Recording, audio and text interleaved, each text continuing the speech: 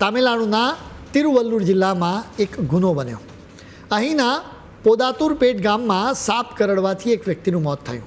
હવે સ્વાભાવિક રીતે તમને સવાલ થાય કે સાપ કરડવાથી કોઈનું મોત થાય તો આમાં કેવી રીતે ગુનો બને. આ કેસમાં અજુગતી વાત એ બની કે એક અઠવાડિયામાં આ વ્યક્તિને બીજી વાર સાપ કરડ્યો હતો. આ વ્યક્તિને સૌથી પહેલાં કોબરા સાપ કરડ્યો હતો. તેના સદનસીબે આ વખતે તેનો જીવ બચી ગયો હતો. એ જ અઠવાડિયામાં ક્રેટ સાપ તેને કરડ્યો. આ વખતે સાપના ઝેરે આ વ્યક્તિનો જીવ લીધો.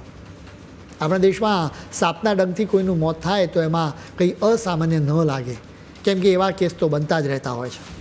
આ ઘટનાના 2 મહિના પછી આખું રહસ્ય સામે આવ્યું. હકીકત જાણીને સૌને આંચકો લાગ્યો હતો.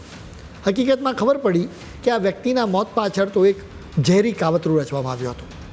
આટલી માહિતી એક ટ્રેલર હતું. હવે સમગ્ર મામલા વિશે અમે તમને વિગતે વાત કરીશું. પોદાતુરપેટની સરકારી સ્કૂલમાં લેબોરેટરી આસિસ્ટન્ટ તરીકે કામ કરતા 56 વર્ષના E.P. ગણેશનની આ આખી વાત છે. તેઓ 22મી ઓક્ટોબરે તેમના ઘરે જ મૃત અવસ્થામાં મળ્યા હતા. ગણેશનના 26 વર્ષના દીકરા મોહનરાજે આ મામલે ફરિયાદ કરી, એટલે ગામની પોલીસે અપ્રાકૃતિક મૃત્યુનો કેસ દાખલ કર્યો. પોલીસે મોહનરાજની વાત માની લીધી કે સાપ કરડવાને લીધે જ તેના પિતાનું મોત થયું છે. અહીં સુધી કોઈને કશી શંકા નહોતી.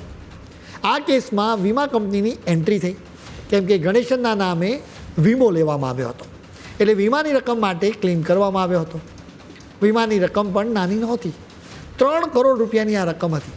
વીમા કંપનીએ ક્લેમ પાસ કરતાં પહેલાં તપાસ કરાવી. અધિકારીઓને પહેલી નજરે જ ખ્યાલ આવી ગયો કે આ તો કાવતરું છે. તેમણે વધુ તપાસ કરાવી. તેમણે ગણેશનના પડોશીઓ સાથે વાતચીત કરી તો જાણવા મળ્યું કે ગણેશન મરી ગયાના થોડાક દિવસ પહેલાં તેમને એક કોબરા સાપે ડંખ માર્યો હતો. એ સમયે પાડોશીઓએ જ તેમને સમયસર હોસ્પિટલ લઈ જઈ અને એમનો જીવ બચાવ્યો હતો, એટલે જ તેમનો જીવ બચ્યો પણ ખરો. બીજી વખત ક્રેટ સાપે ગણેશનની ગરદન પર ડંખ માર્યો હતો. એટલું જ નહીં, તેમને સમયસર હોસ્પિટલ પણ લઈ જવામાં નહોતા આવ્યા, જેના લીધે તેમનું મૃત્યુ થયું.